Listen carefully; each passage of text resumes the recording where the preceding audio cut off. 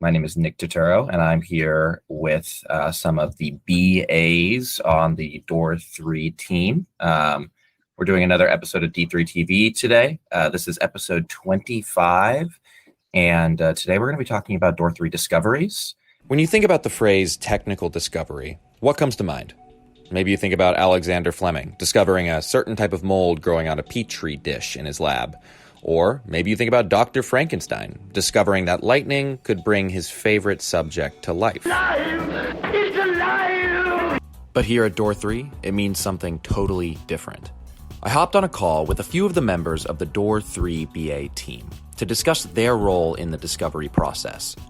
As Bart Michalak, I'm the practice lead for business analysis here at Door 3. Hey, I'm Amy Lowe. I'm a senior business analyst with Door 3. Zev Gottdiener. I'm a junior BA here. And if you didn't catch what Bart said, BA stands for business analyst. The BA really serves as the primary bridge between the IT and the business. And then using a variety of analysis techniques, what we aim to do is to assess processes, identify both technical and functional requirements, and to define really what it is to have the MVP stage of a project get completed. You know, a lot of times the projects that we work on are about building software, whereas our clients may not have a dedicated software development team. And therefore, I think when we are building software, the role of the business analyst is really the liaison, as well as like the proxy for our clients' product owners and managers. How soon into a process with Door 3 would a client be engaging with business analysts? Exposure to having Door 3 backed business analysts would be pretty early on. A lot of times before we begin implementation, we will work on discovery phases, which in our definition is really a short engagement where we get to learn more about you and your business, as well as your specific needs and your even potentially your projects that you already have ongoing. Let's stop there. So discovery tracks at Door 3 are oftentimes used as a preliminary stage to the implementation of any project.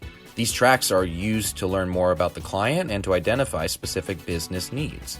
Now that's great, but what exactly is gained through this process for the client? From a deliverable standpoint, what is common across all our deliverables for discovery is a plan, right? The goal is to understand what you need and then help you build together a plan. And from our standpoint, help you understand what that would entail, along with technical estimates as to if you were to take this next step, this is how much that would take.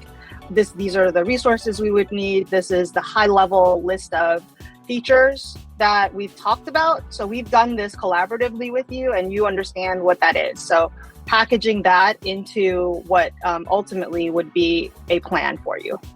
That's great. So what's the process of a technical discovery look like? We've learned a little bit about what a BA is and does. We've learned a little bit about the discovery process with Door 3. Wondering if we can kind of combine those two things and talk a little bit more about specifically the business analyst role in this process at a little more depth. To make sure that we're facilitating the questions that need to be asked from the engineering perspective, from the UX perspective, as well as from the BA perspective, and to make sure that we keep to an agenda and to keep the conversation moving forward.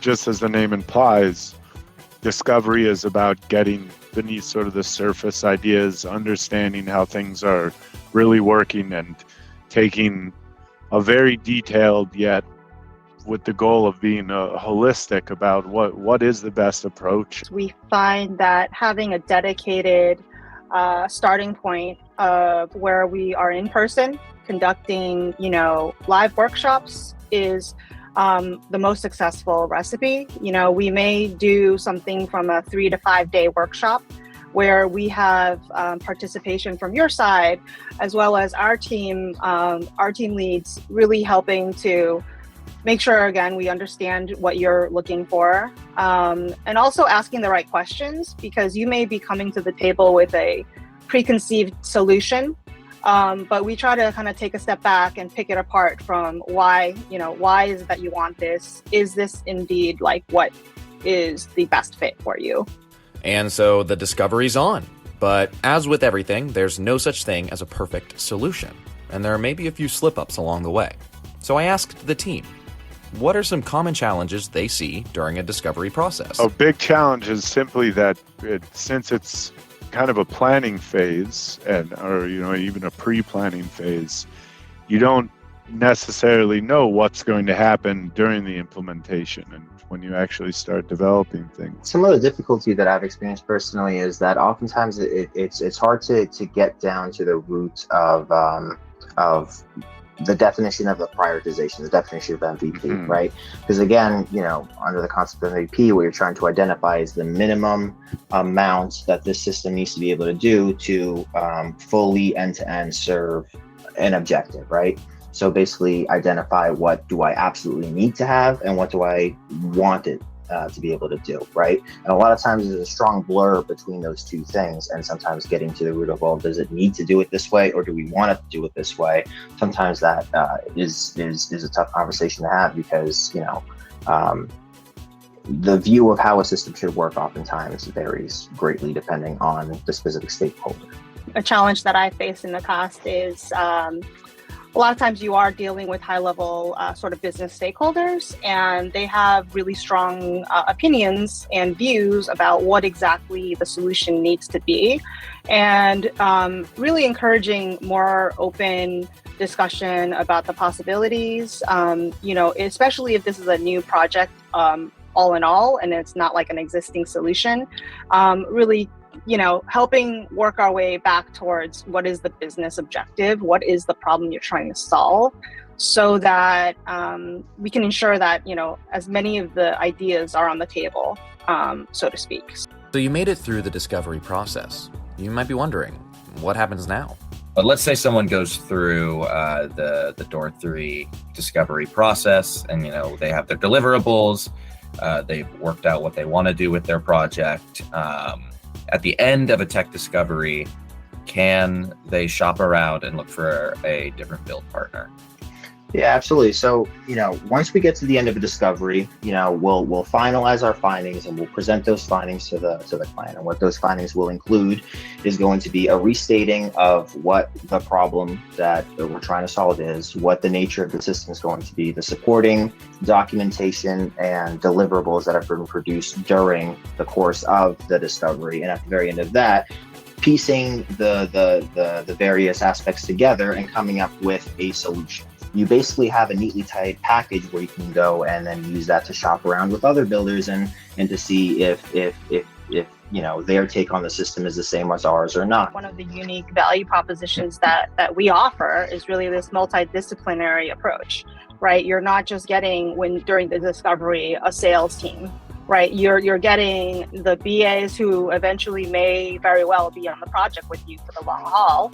You're getting, award-winning UX design team, right? Giving you insights and, giving you feedback and giving you, high-level designs and wireframes. And then you're also getting our, experienced technical teams and technical architects that are able to assess and provide you options.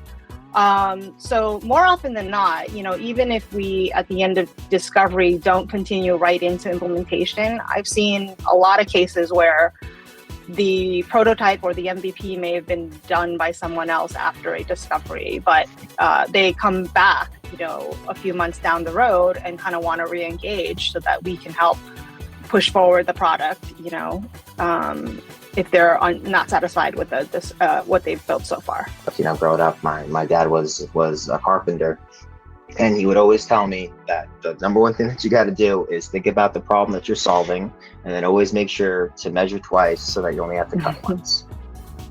Guys, this has been a tremendously useful conversation with all of you. I think there's been a lot of really good information that's been shared over the past 30 minutes. So I'm sure everyone's got a little bit more work to finish up there, but have a great rest of your Tuesday, and I'll speak with you all soon.